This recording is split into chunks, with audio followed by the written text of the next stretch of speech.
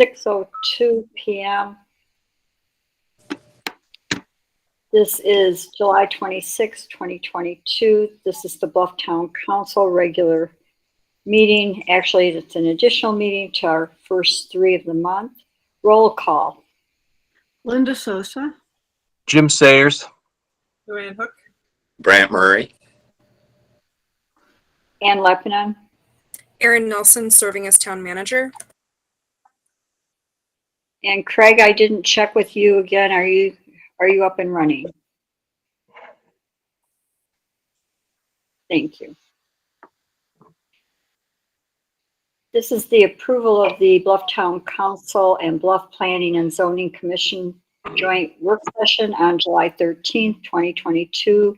Has everybody received those minutes, had a chance to review them, and are there any changes, corrections, additions? We did get a mayor, and I'll make a motion that we approve those as presented. Second. Any discussion? Then all in favor say aye. Aye. Aye. Aye. Aye.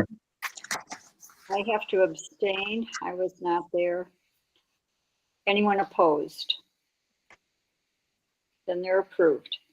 The second would be the approval of the Bluff Town Council regular meeting minutes on July 19th, 2022.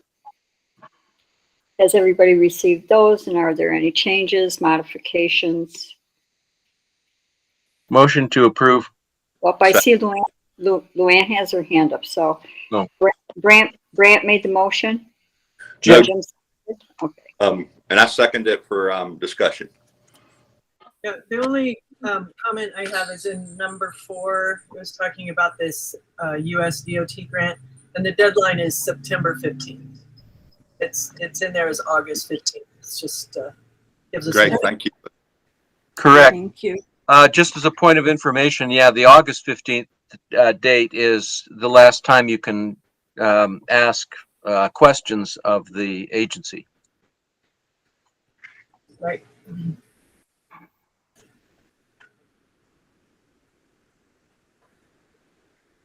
So all in favor with that correction? Say aye. Yeah. Aye. Aye. Anyone opposed? Then the minutes are approved. There's an opportunity for public comment. There will be a 3-minute limit for each person wishing to comment. If you exceed that 3-minute limit without permission from me, the meeting controller will mute you. So who all wants to make a public comment? Carrie Harris is the first hand I saw. All right, Carrie, go ahead. Okay, thanks for letting me talk for just a little bit. So I wasn't able to attend the last town council meeting where you discussed the request for help paying for the maintenance of that ditch next to our property. But Anne did let me know that the vote was a negative and that it was because it was determined that we can't spend or appropriate public funds for private development or improvement. And I just wanted to clarify that I don't believe I was asking for development or public improvement. I was simply asking for help from the city to maintain the floodwaters that go through the ditch, right by our property, just like they do maintenance for all of the ditches in town that protect the public property from the floodwaters that are going through town. So that's basically all. We just asked to be treated the same as everybody else in town and have that ditch maintained. I don't think anybody else in town has to pay for their ditch next to their property to control the floodwaters. And I don't think that we should be required to as well. So I just wanted to let you guys know that that was my position on it so that you would have that in the record. Usually, Carrie, we don't respond, but this is going to be an unusual night. I probably didn't word it quite as elegantly as I probably should have. If you listen to the audio, we do have a pretty good discussion about it, and it's because it runs through private property. We had a similar situation when the flood work was done on the north side up in Calf Canyon, where those culverts that were on people's private property, we asked them to pay for those, and people declined to do that. So I think if you can listen to that section, and maybe I can ask our manager to pull that up so you don't have to sort through it. Yeah, And then I you couldn't can hear find it. anything. Yeah. Okay, let me ask Erin if you're able to work with me, and let's find that for Carrie so that she can hear the discussion. Absolutely. And Carrie, I think I already have your email address, so I'll just correspond Uh-huh. with you that way. If you need Okay. a phone call, I'm happy to help as well. Uh-huh. Okay. Yeah. But I basically just wanted you guys to know that that's just, I still disagree. And But I understand that. But I disagree respectfully. And I appreciate that you made that statement, because I don't want people thinking that we thought you wanted improvements as much as it was using public funds on private land. Uh-huh. So is there anyone else who wants to make a public comment?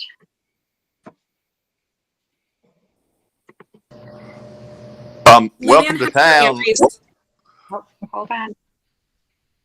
Oh, thanks. Yeah, Is and there anyone else?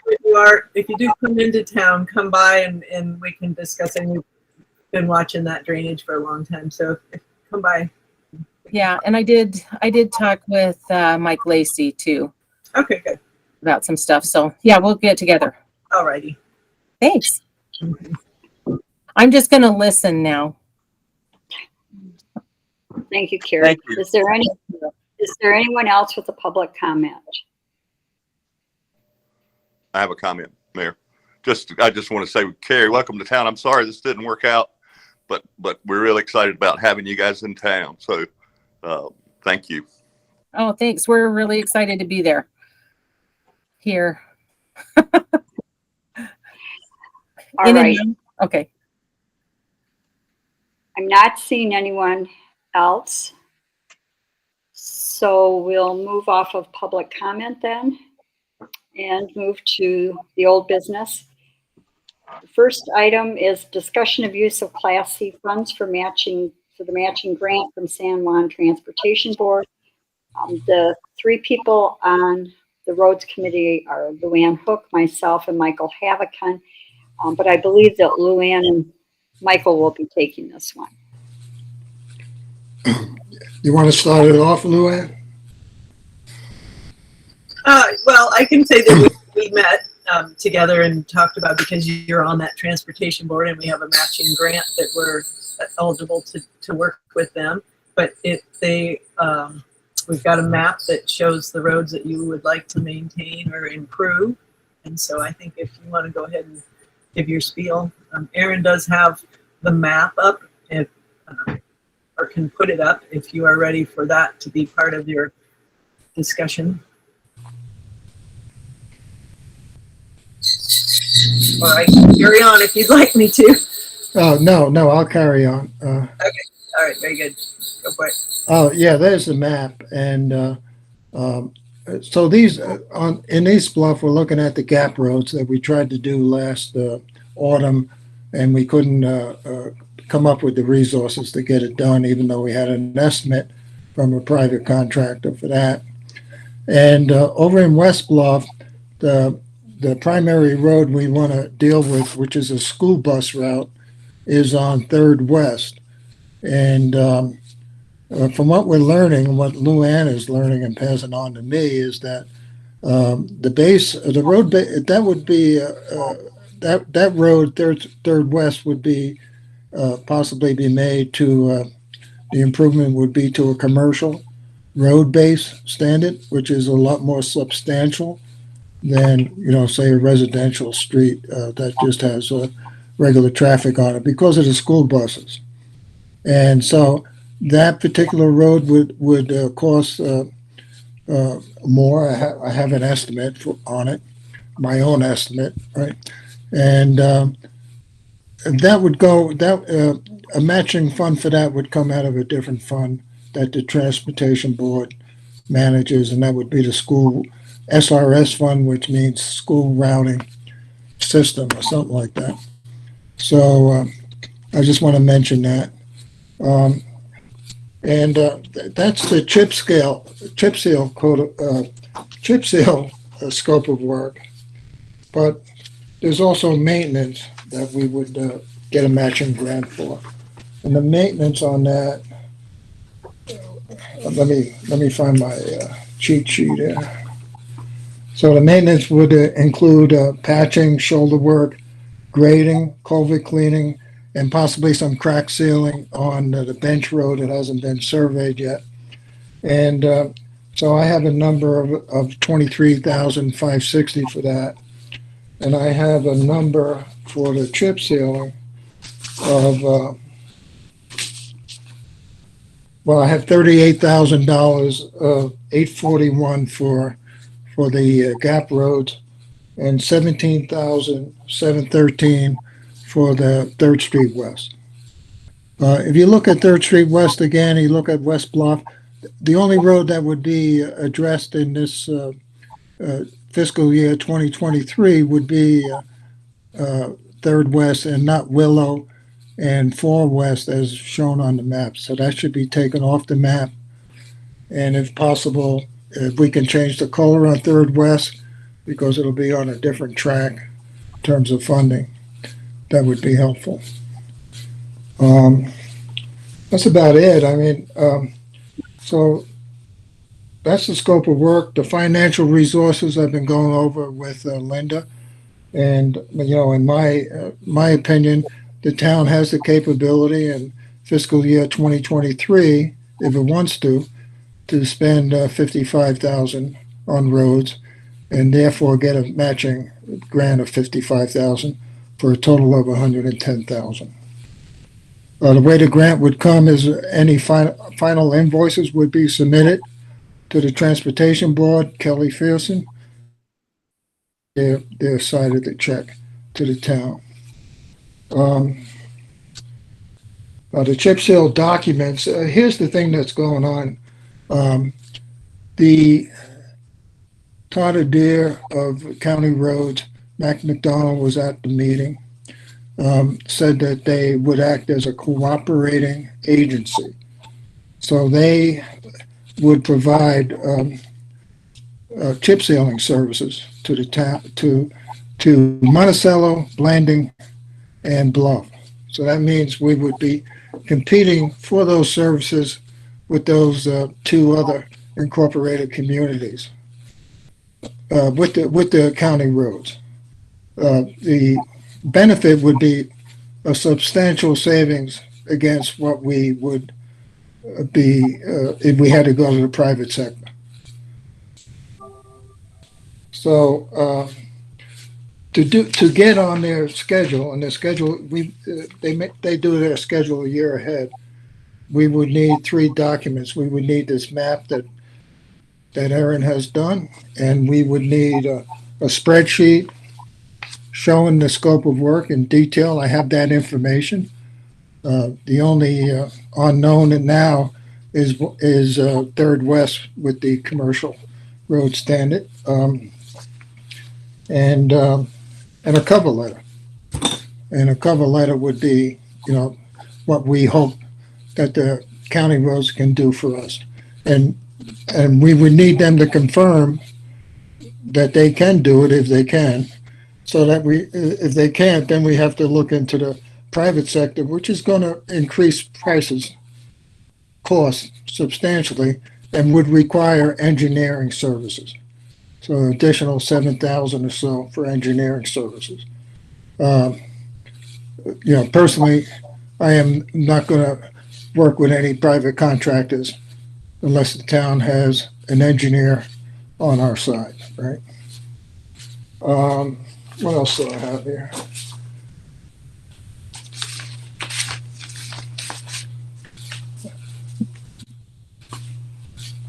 I think that's it.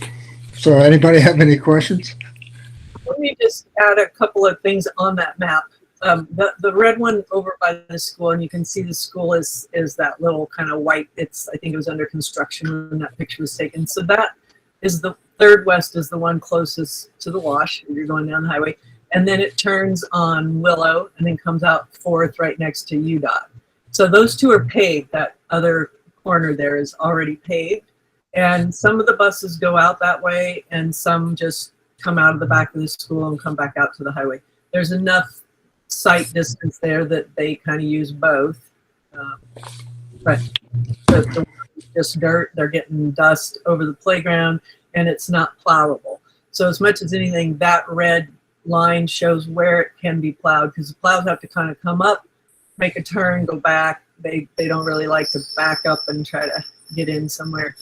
I don't know how they plow the actual school bus part inside the school area, but they that needs to be plowed, and they won't plow it unless it's paved for chip seal. Chip sealing is plowable. It's like the airport road. And so then if you look over by the community center, the one on the north side of the community center is the only road over there around that whole public space that is not surface. So a lot of dirt or dust is created there, and it's hard to maintain that sort of base. And then the same with those other two lines. So the priority was the school bus one, to keep that open for the emergency services. The second was around the other public space at the community center. Then the next one was the one that comes right off the post office, which is the one on 4th. And then, is that 4th? I think so. And then That's 5th. That's 5th. That's 5th. 5th that goes past the post office and then up by the Mormon church and dead ends. That one is just dirt and Gravel. gravel. Sorry, yeah, it's gravel, and could use the dust control as much as anything right there. And then the next one is also for dust control, but it's in that order of priority as it moves across the map because of the use on the others in case we run short of funds. Those are the ones that we identified as ones to get a base on. Michael? Yeah, I just want to add that on 6th Street East, between Black Locust and, So the price I have and what we had planned to do last year was to do 6th Street East between Mulberry and the dead end, so north of Mulberry. So we're not showing that, but I think there's five residents on that block. And so I think that they should be consulted to see what they, how they feel. Maybe they don't want the chip seal. Maybe they like the gravel. We did put 2 inches of gravel on all those streets in East Bluff last autumn, and we put a lot of gravel on 3rd West last autumn. One thing I have to say is that all these roads would have to be prepared again to receive the chip seal. So that would be another 10,000, I estimate, for fixing and prepping the roads, the existing surfaces, gravel surface, to receive the coating. So I just wanted to make that comment. The other comment I'd like to make, Luann brought up dust control, and over the years I've come to learn that the only way for Bluff, because of the environment we're in, the arid environment, is for dust control is chip sealing. Magnesium chloride with additives, all the stuff that's on the market is not viable for Bluff because it'll just get blown away and it's not cost effective. So as we go forward year by year, I hope the town will consider, chip sealing all the roads in Bluff, eventually all the roads in Bluff proper. Thank you. So does anyone from the council have a question before I ask my question? Yeah, I have a question. Go ahead, Linda. Okay. So is the way this works, we would pay the county the whole amount and then they reimburse us the match? No, when we get the final invoice for work, we don't pay anything. We get the match and then we pay whoever we need to pay. Okay, But we have to have that final invoice to get the check from the transportation board. thank you. So Michael, before we go to the next question, so we would have the work done. We get an invoice for roughly 110,000. We'd send that to the county. They would give us 55 and then we would pay the other 55. No, each work, we have maintenance to, like gutter cleaning, right? There's gutters galore around town, that need to be addressed. If we get an invoice for that, we send that in. Each invoice we get for each item, we send in immediately. We don't wait till we have all the invoices accumulate because there's going to be a lot of different activities, right? We're going to do road patching. We're going to do shoulder. That's going to be a different invoice. Okay, so when we pay our 55, do we pay that at the start or at the end? We don't pay 55. We pay in increments as the work is done, right? So it's not going to be a total of 55. It'll be, at the end of the fiscal year 2023, if we've only spent 43,000 on roads, maintenance, everything included, we're only going to get 43,000, right? If we So spend as each invoice comes in and we send it to the county, they pay half of whatever it is and then we pay the other half? Yeah, yes. Okay, that's what I was trying to get at. Yeah. So, like, for example, we haven't been invoiced yet for the crack sealing that was done in fiscal year 2022. And we figure it's going to be around $13,000. My feeling about that is once we get that invoice, we'll contact Kelly Pearson, the chairman of the board, and ask if we can get half. Only because we're getting billed in fiscal year 2023. I would try to get half. That's the kind of game it is. It's a game, right? None of this money is anybody's personally. So Probably takes, some of that employment, that Build Back America Better thing. I got a feeling so a lot of this cash coming in these big trunks is some of that infrastructure bill. I'd like to see the numbers from y'all's committee. Just kind of show me what we got in the bank, and then show me those numbers so I can look at it to make a fiscal decision. But I like the way this thing sounds. Linda and I have been going through that, and I think when Linda is ready, she can forward that to you. I just want to look at it for 15 minutes. Okay. Okay, so the question I would have is, Michael, what is the deadline for putting this in to the transportation board? That's a very good question because I didn't, no deadline was ever mentioned. We just talked about gross amounts, right? So we never talked about a deadline, but I'm assuming just for expediting things that we would try to fit the work into fiscal year 2023, because during the year we will get approximately another $50,000 in disbursements from UDOT.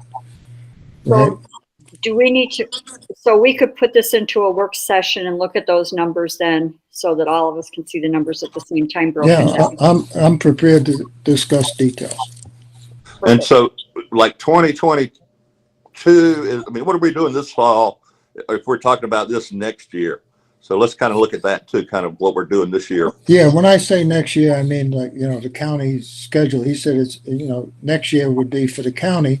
Their fiscal year begins January 1st. So that, if the chip sealing, if the county doesn't, we may not get the work done until the spring. That's what I'm thinking. When they start chip sealing again, But this calendar year, I would look to get the maintenance work done, the patching, the shoulder work, and all the other items that we want to get maintenance. I'm hoping the county can do that for us this autumn. So we would have that piece done, and then just left with the big work if that's the way it plays out, right? I know the industry likes to do this, and Bluff it would be a small job. The industry likes to do their small jobs at the end of the season, which is generally in November, before Thanksgiving, when the plants shut down, plants that provide the materials shut down for the winter. And so, if we have to go into the private sector, and I really would rather not, then we might get the work done this autumn. I don't know. So it sounds like this is a bigger discussion with the financing and how this works. So is everybody okay with moving this over to the work session that we're going to talk about setting? I have a couple of questions. Sure. One is, you said that the match for the school bus route would come from a fund called the SRS. What's the other one? What's the other match coming from? The other match is coming from a fund, which is that's based on there's 3 oil wells in the county, and the income from that the county receives from those wells is the money for the other funds. The idea is that it's fossil fuel that's being extracted from the ground, and our roads are used by vehicles that use fossil fuel. So that's the reasoning behind that. So the oil is up, right? Barrel of oil is way up. So Yeah, they got a lot more money. We got, the board got a lot more money because of that, and that's why they're doing the matching maintenance. To the tune of I don't know, between Blanding, which is 225 for Blanding, 165 for Monticello, and 55 for Bluff. It's that kind. And so correct me if I'm wrong, Michael, but this comes out of the San Juan Transportation Board. Yes, There, okay. and they manage 2 funds, that fund and also the school route fund. Now there may be a timeline on the school route fund, but because of the work that Luann's research came up with, as a board member, I would vote for that 3rd Street West come out of that fund. So why don't we have you bring up all that information to the work session? Jim, did you have another question? no, Anybody else, or can we, Lou? Yeah, I just want to say that Michael and I talked finances to some point. I didn't have the paper in front of me, but basically everything that's coming in monthly, quarterly, how it comes in from the state, our allotment to fix up roads, that covers all of, because the town loaned some money to the road department to do that other work. That all covers that, and then we still have road fund money in our accounts. So the money works out. Everything gets paid off. Everything that we want to do has matching and whatnot. If we do it now, that may not hold up for very long. So anyway, the finances, we did not ignore them. They did look just fine for doing these proposals. Hold on a second, Michael. I'd really like to have the detailed money discussion at the work session, because I do numbers too, and I fall short. So I want to see how you're doing it and then what the numbers look like. And I think that's really, I think we're all in agreement. It's a great idea, but Brant and I both have other questions about the finances, and I think Linda did too. So everyone okay with this in a work session? Okay, I responded to Linda, so that's available to you. And Brant, I'll get a copy to Brant. Perfect. Thanks, Michael. Does this mean you're back on the road committee? You didn't resign? Well, now that you bring it up, I will spend with Luann's help. Because the work has to be arranged, and the work has to be overseen when it's done. So if Luann's willing to help, I'll spend fiscal year 2023. And at the end of that, you should have somebody to replace me on the transportation board, because it's a source of grant money. It's an important seat for the town to have. And so that'll be it. Thanks. Thank you, Michael. Thank you.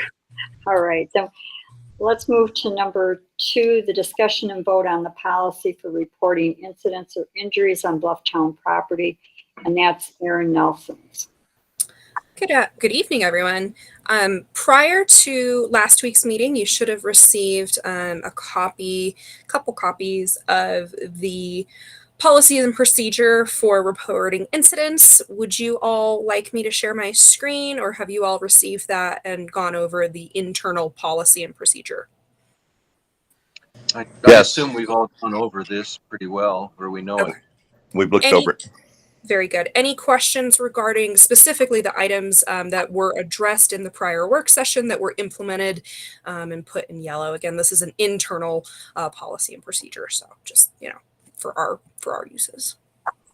These all look pretty good, and if the chair is ready for a motion, I can make one to accept these. Go ahead and make your motion. Yeah, I accept the form and the policy. You make a motion to do that, and I'll second that. Yes. Mm-hmm. Any further discussion? Then all in favor say aye. Aye. Aye. Aye. Anyone opposed? The policy is implemented.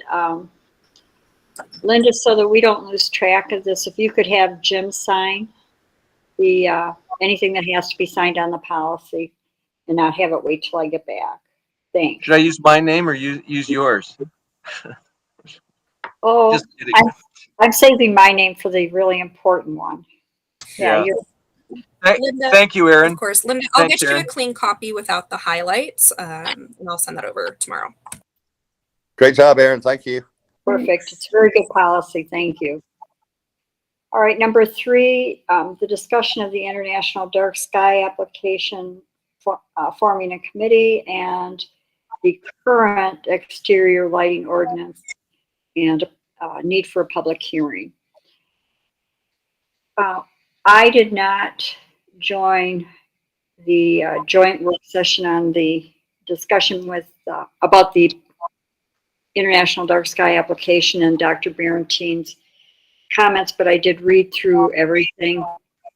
I think we have a pretty strong consensus. What I'd like to do again is suggest we put this on the work session so that we can then vote on something along with voting on whether to make any changes on our current policy. That being said, any thoughts, any comments? I'm going to mute myself so people can do that. Work session sounds fine to me, Mayor. Yeah.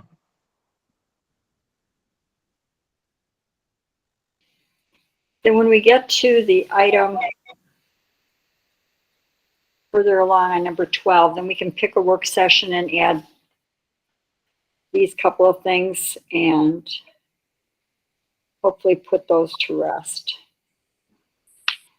Number 4, the update on the discussion with Father Joe Hubbard and his plan for AmeriCorps application. This got a little confusing because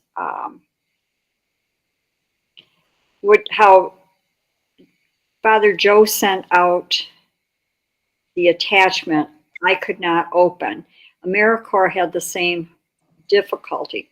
So yesterday I was able to get some feedback from him that what he did was he took essentially our last year project, put in the language related to doing tiny houses and housing improvements out at the mission and submitted it for preliminary review. It doesn't lock anybody into a grant, but it just says we're interested. It also, in that it would include USU Extension, Reagan White Salucci, and the town. It doesn't have any great detail in it, and my thought was once we have the next AmeriCorps meeting with the folks out on the West Coast to talk about what the process looks like, then the town should make a decision whether we want to be involved or not. It would probably give us the same benefit we had last year, where we had 1 week or so of the time that they're here to do our projects, and then the bulk of it would be working on the tiny houses and housing out at the mission. Joe and I played phone tag in text tag all week, and that's the most information that I have unless somebody else has information. Nope. Well, I personally like the, go ahead, Lou. I just was wondering if if he applied for the January through March time slot, or was it this fall? I think he was trying to apply for this fall, which led to, him kind of taking the application we'd done before with Reagan at the helm, turning it into his application, and then telling Reagan and me that he'd gone ahead and put us in the grant like we were before.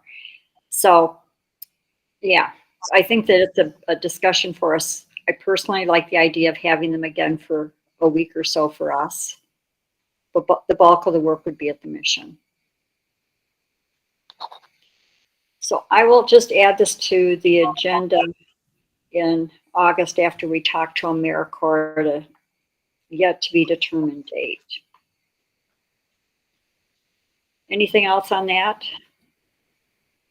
All right, then number 5. This is the discussion on the permanent and temporary signs for the remainder of the tourist season.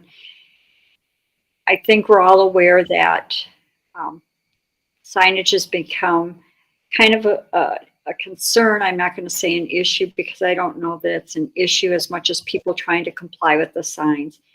And we have at least 2, maybe more businesses that have the banner type signs that weren't removed within the 20 days. And then we have the need for re-signage at least at one of those businesses to be able to draw attention to the fact that they have food service. And I guess I put it on the agenda for a discussion. I can tell you what my feeling is about it, but I don't know how other people feel. I would like to see us get through the season in an already very difficult food restaurant kind of difficult time for our community, and not worry so much about the banners. Work with everybody during the off season to explain how these banners violate our 20-day policy, and try to work with right now the information out who has a restaurant that's open. So I'm going to mute myself, and for those council members who have something they want to say, this isn't on for a vote at this point. It's just. Mayor, I'd like to speak. Fran, go.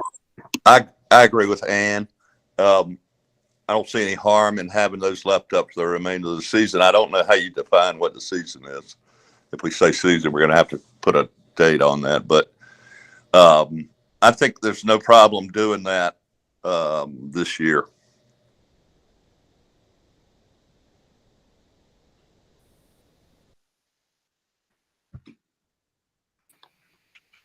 I agree. Yeah, I don't have a problem with them. I noticed some of them have moved around a little. At the same time, we don't need any proliferation or any added. So I don't want to see us being taken advantage of. Well, that's a good point, Brant. And to answer your question about the season, I think there's kind of that, and I'm not a current business owner, so I can't speak definitively, but I would say we all know there's a point where the hotels are closing up, the restaurants are closing up, the promotional stuff. So let's just take it as it comes and try to work on what it looks like when we open up full time again, which hopefully will be with a little more restaurant ability. All right, number 6, the zoning ordinance posting update. Erin, if you could take that. Yeah, I just wanted to note for folks, I don't know if any of you have been out on the town website. I have been making a few modifications, but the biggest one that I just wanted everyone to be aware of, we also announced it on planning and zoning. There was not the current amended zoning ordinance available on the website. That is now available, and it is marked as such. I am still in the process of ensuring that we have some of the documents are posted in multiple places, so kind of cover my bases there. But if anyone has any questions about where to find anything, please let me know. Thanks, Aaron. If you haven't looked at the website, it looks really good. It looked good before. It looks great now as well. Aaron's changes have been, I think, well received, at least by Linda and me, who do most of the hands-on work on it. Linda, why am I taking credit? Linda does the work on it. I just ask her what to post. So I think it's good. Keep going, Aaron. It's getting to be very user-friendly, and thank you. If there's nothing else on that, we'll move to number 7, which is the airport report. And I don't know if Jim, oh, yep, he's on. Jim, if you'd like to take this, Jim Hook. Let's see. Okay, am I making sound? Sound. Too many buttons to push here. We're not going to say you make sense. We can hear the sound. Okay. When we kind of got the airport into our town, we sort of agreed that you'd get a report from the airport manager twice a year or something like that. But of course, there's not a lot to report all the time. But I thought this would be a good time now. The first thing is that the new sign is up, or the patched up sign is up out there. So now the airport says a Town of Bluff facility instead of a San Juan County facility. It was a pretty easy fix, a lot of fun to do. I mowed the airport last fall, and I've mowed it once this spring with the little brush hog that I can pull behind my UTV. After Steve mowed it, what was it? Must have been a year. He took down with the big brush hog and the tractor a lot of the heavier stuff, and I don't really need that much machinery. And the tractor kind of cut into the side of the asphalt and stuff too. So, but anyway, I've done that, and that seems to be doing pretty good. We've had a lot more use at the airport, I think, this year. I just ballpark, I'm guessing maybe 30% more than we have the last couple of years. We've had a couple of fly-in groups, little clubs that come in with big planes, and also with the little motorized gliders. You've probably seen them around town a couple of times. This in September, AirCam Corporation, it's a beautiful plane, flies about 40 miles an hour, and they use it as a good platform for photography. They're going to bring out probably 7 or 8 planes, and they'll have the airport for a week during that. I might get the backcountry pilot seminar again this year. Another thing, I'm assuming that the hangar tenants are all up on their rent. I'm out of that loop now, so I don't know if that is or not. Maybe Linda can fill me in on that later. Tomorrow or the next day, this is kind of interesting. It just came up a day or two ago. There's a company that's going to be coming and doing an inspection of the asphalt on the runway for UDOT aeronautical section. This company uses a remote controlled drone, which is probably 8-10 foot wing spread they launch out there, and it minutely maps the entire surface of the runway. Typically, when they do that by hand, they sample 10% of the runway and call it good. This thing gets right over the runway, maps the entire surface, and then has a real detailed output that they'll use. It's a UDOT project, so the town doesn't have to pay anything for it. The company spokesperson this morning told me they have 45 airports in the state to do, and they've just completed Monticello and Blanding the last couple of days ago. You may see the drone out there. I just have 2 issues to throw out to you. One is I submitted all the paper in February and March for the renewal of the BLM lease, but I've not heard anything back from them, and I wondered if the council had contact with the BLM, and maybe I just wasn't in that loop. The second thing I was wondering is what we should do with that hangar kit that's out there. It's been there 20 years. That's belongs to Glenn Gurney. And I wonder, just brainstorming, if we should begin to charge him rent for the storage of it, ask him to remove it, or should we just consider it abandoned? And that, with that out there in your ballywick, that's my report. Questions? Comments? Grant? Thank you. Great report, Jim. What does that building represent, that partial building on the ground? Is it another hangar just like the one we have? Do we know how much of a building is there? Well, there's no siding or anything. It's the roof trusses and maybe the door or something. It would be a one single place hangar. I've had guys come and want to buy it. All right, I'll reserve, let the mayor speak for that. But thank you. It's a great facility, and I'm really excited about the increase. I feel like we're on our way back, and I think that airport usage is an indicator of that. Yeah, thanks a lot, Jim. That kind of looks like junk out there to me, and I think it'd be good to just let him know that we're going to consider it abandoned if he doesn't do something with it. And give him plenty of warning, and then we'll just claim it and sell it. I mean, there's no point in its being there, and it just looks unsightly to me. Yeah. Linda or Lou, anything on that? Let me address the issue of the BLM. Jim, I'm guessing, well, first of all, the town has heard nothing from the BLM. Okay. And I'm guessing that with this change in the directorship after Amber left, that some things, they were all put on hold. A lot of what the BLM was doing was put on hold between Amber leaving, getting the new person in and up and running, and then the Bears Ears National Monument redesignation took priority, and they held a lot. I can follow up with that if you want, or if you know who to talk to. Either way.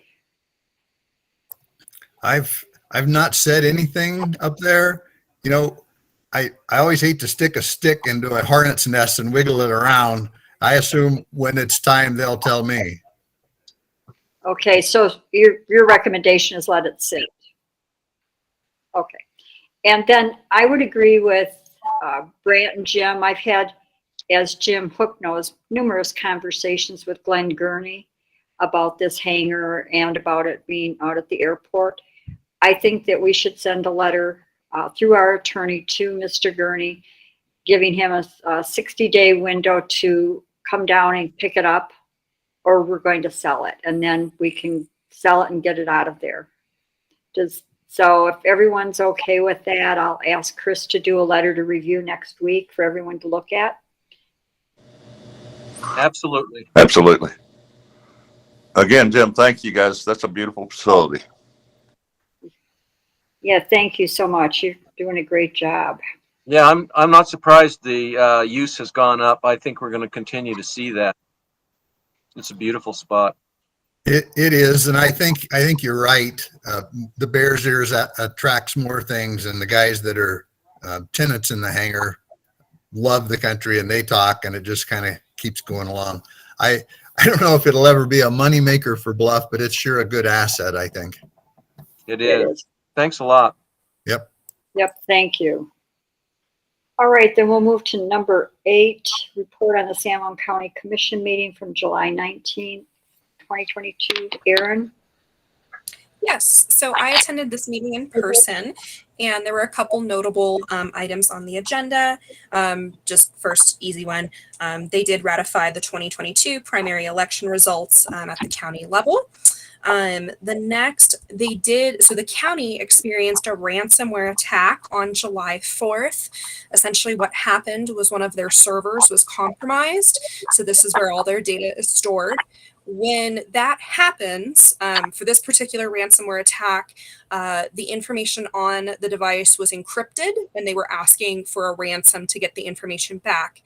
They did have external additional backup, so they did not have to pay the ransom, but it just kind of speaks to how important it is that we do look for IT services that are going to protect our data, but also have the data backup in case anything was to happen. So for the county, and it's as their IT I don't know if to call him a specialist or technician, or, he said it's not a matter of if, but when. And so, they were compromised. So it's just something that we can continue talking about as we're analyzing our IT service requirements throughout the month of August. Finally, there was a presentation regarding the consideration of and approval of Natural Bridges Air Tour Management Plan. And so essentially what they were presenting, they're saying that at this time there are tours that take place over natural bridges and canyonlands as well. There are commercial tours that go by. These aren't, big commercial flights, but they're tour companies that go over. What they're recommending is a management plan to set standards as to how high they can fly, what routes they can go, hours of the day and things like that. So that is being considered at the county level. The commissioners did ask for additional information before essentially, giving their approval of the plan. They have received, or the gentleman who was presenting received notification that the area was a no impact. This would be a no impact plan.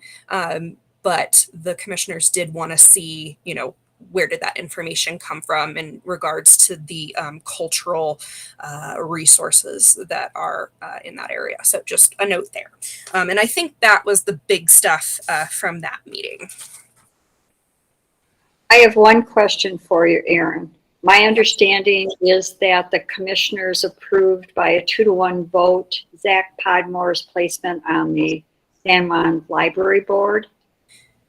Yes. So Commissioner Adams was not at the meeting. So it was Mary Boy and Gray Eyes who did vote in favor of it. It was not. It was part of their.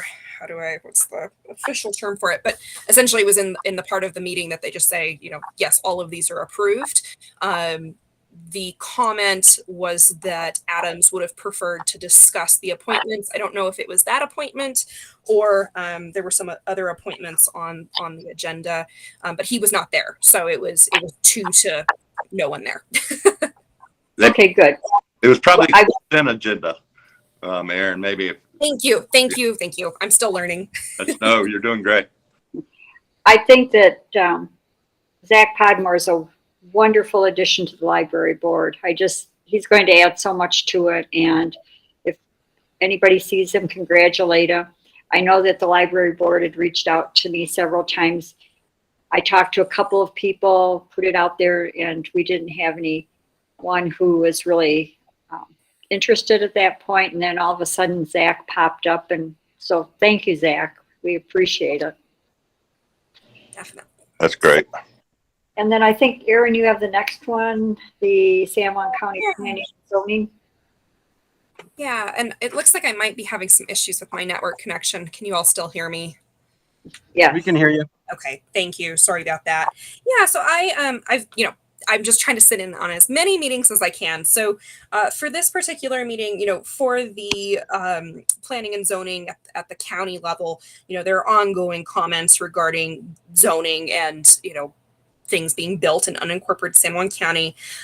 What I thought might be of note for our area, or just for folks in the county.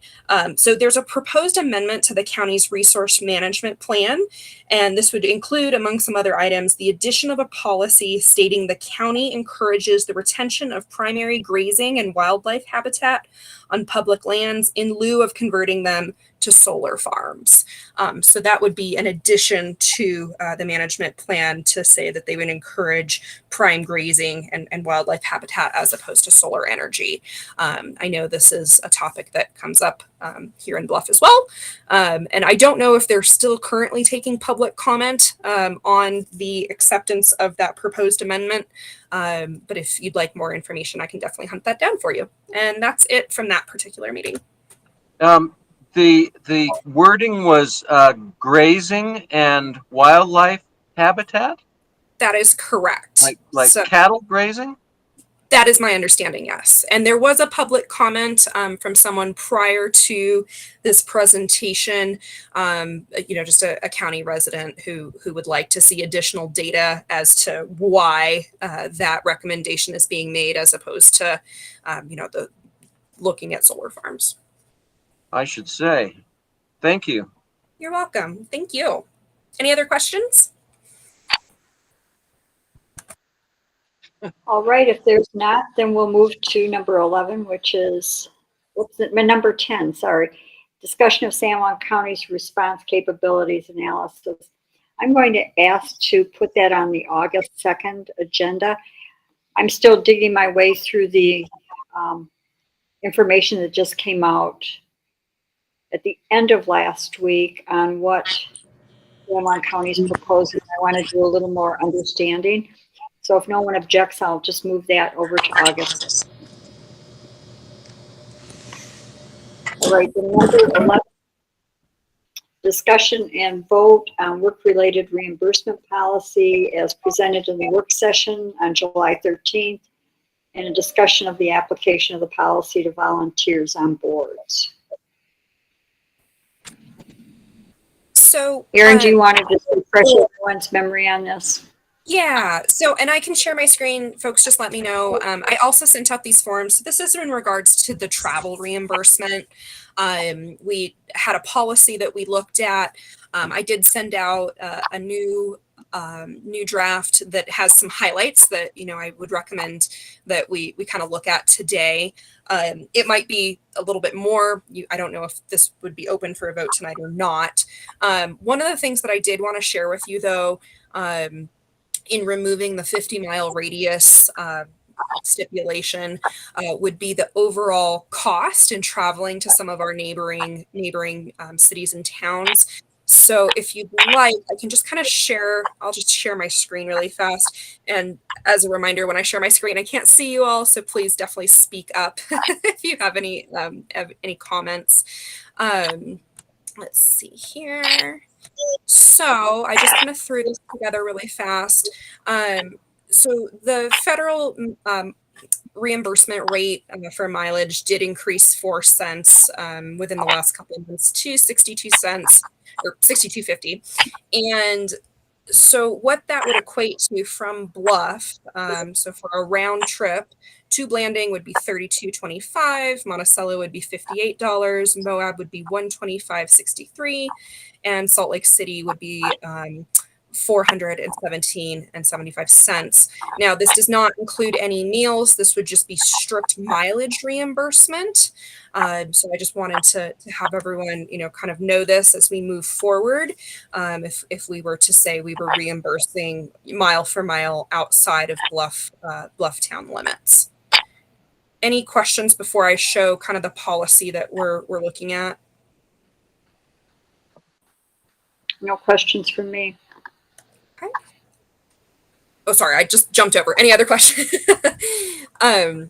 So in the policy that we looked at in the work session, you all did ask to increase the reimbursement rate. I believe it was like $20 or $25, requiring authorization. I did increase that to 60, so that would include Monticello, but not Moab, for example. And of course, no meals would be included, so that would just kind of be $60 in mileage. I did put in here that conference fees and registration fees would be approved and reimbursed by the town prior to travel. So that would allow us to sign up for conferences and not have to wait to be reimbursed.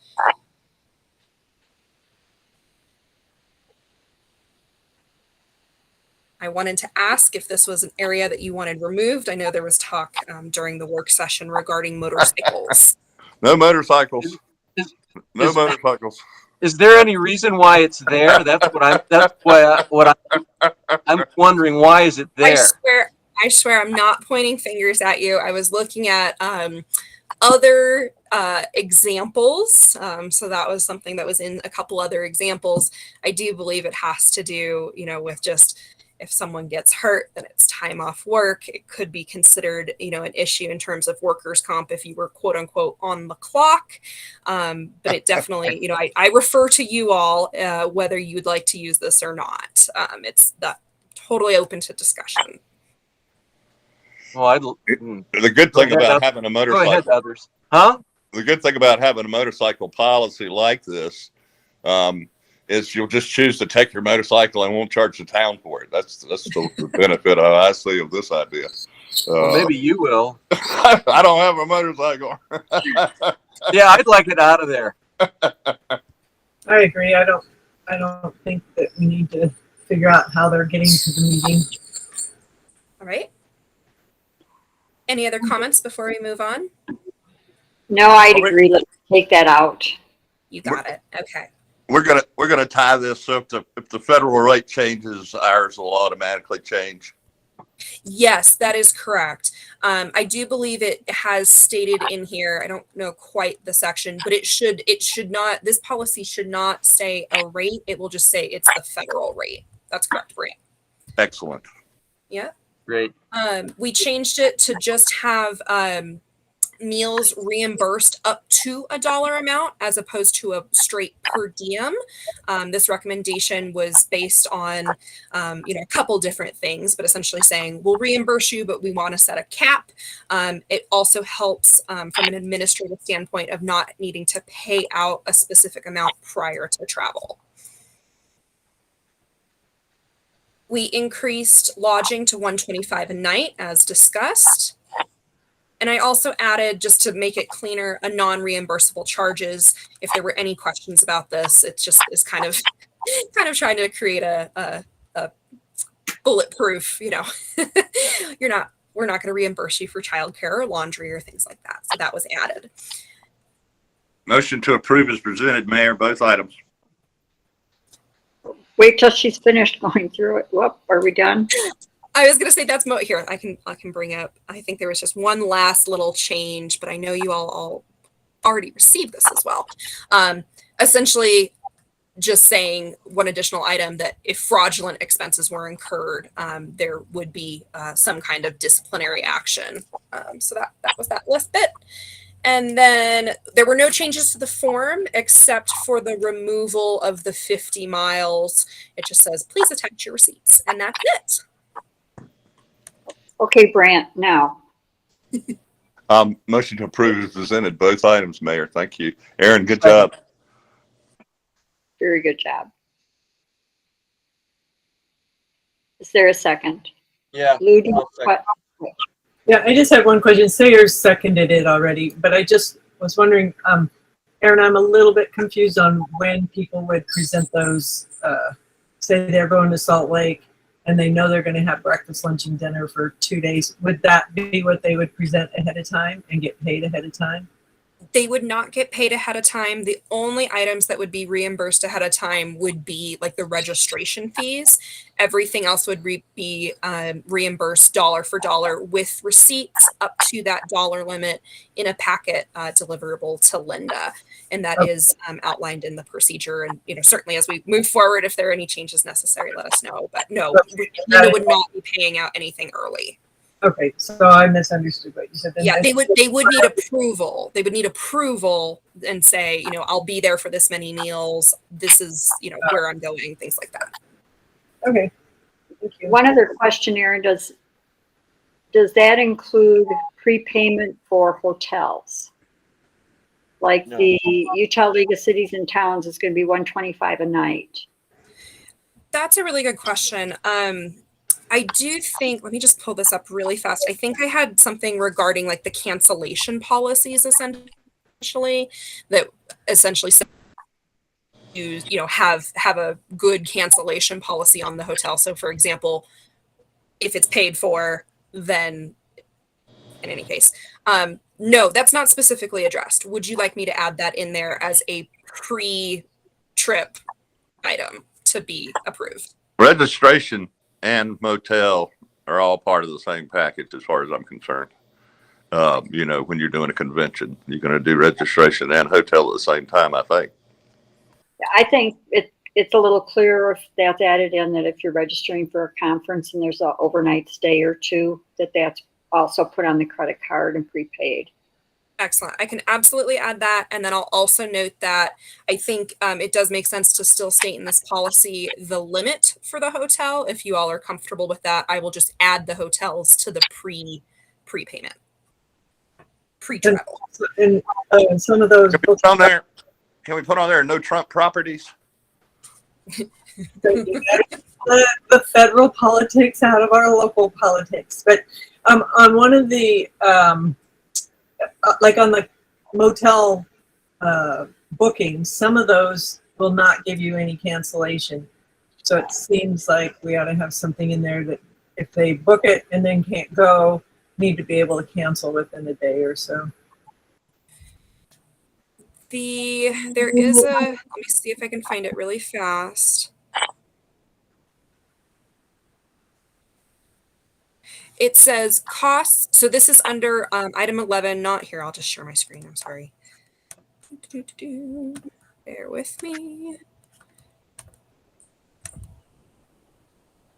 So under the non-reimbursable charges, costs incurred by a traveler's failure to cancel travel or hotel reservations in a timely fashion. So we would not pay, for the cost. So the cost of the hotel or the cost of cancellation.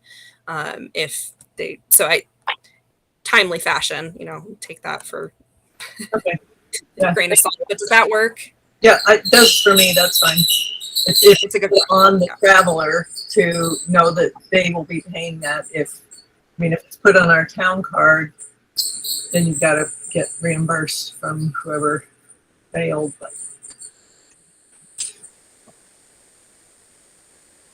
All right, then we have a motion and a second, I'm assuming with those amendments. Yes, ma'am. All in favor, say aye. Aye. that's fine. Aye. Anyone opposed? All right, those are approved. We have several things to do a work session on. Does anybody have a preference as to what date? Do you want to try to do it next week?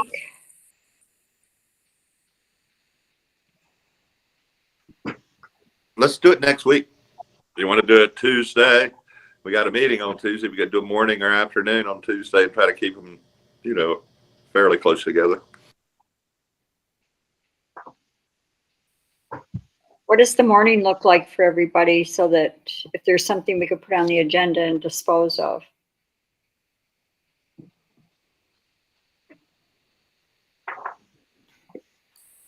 Is that the commission meeting? I'm sorry, is that the what meeting, Linda? Commission? Yeah, there's a commission meeting at 11 a.m. And we have a design review committee at 2, so maybe we can do it at 9 o'clock in the morning or something. Or maybe we could do it on Monday or Wednesday.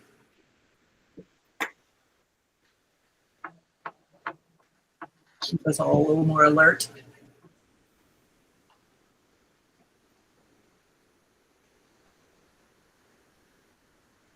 I would prefer to do it on either Tuesday or Wednesday. I'm going to get back on Saturday and I just feel like I'm not going to be prepared for a Monday. Sorry. Well, I'd say I think I'd rather do it Wednesday. Does Wednesday work for everyone in the morning? Yeah. Yeah. All right, then let's do it Wednesday at 9 a.m. Thank you. Unless there are things that you want done before the meeting on Tuesday night, because it'll be the meeting at night right backed up to the work session the next morning. Right. Yeah, we won't be able to add anything from the work session till the next week, but we can do that. Then finally, number 13, Utah League of Cities and Towns Annual Conference is in October. Open registration is on their website. I just need to look at my calendar to see. I think it's the 5th, 6th, and 7th of October. Mayor, are you planning on going? I am. Good. I'm not going to be able to go. I'm going to be grandfathering, so I won't go. Well, that sounds like a lot of fun, Grant. Probably more fun than the conference. I think that Linda is planning on going, so Lou and Jim, check the website and see if you think you want to go. Can I ride my motorcycle? Hurry up. You can ride whatever death machine you would like up there. We are not going to prevent you. So I'll we can let go- you know. I'll let you know. Thank you. All right, we don't have other on here, but we usually do. Is there any other? Maybe we do. I don't know. Is there anything under other? I would just like to have it added to the next meeting to make sure we do a P&Z update. I wasn't at the last one, but we need the update on for P&Z update from the last meeting. I think I already have that on the list. Let me look. Yeah, I do, but then it is 7:13 Motion p.m. to adjourn. Second. All in favor, say aye. Aye. Aye. Aye. Anyone opposed? Thanks all. Thank Thanks, you. everybody. See you later. Linda, Have a good evening. you too. Bye. Yeah.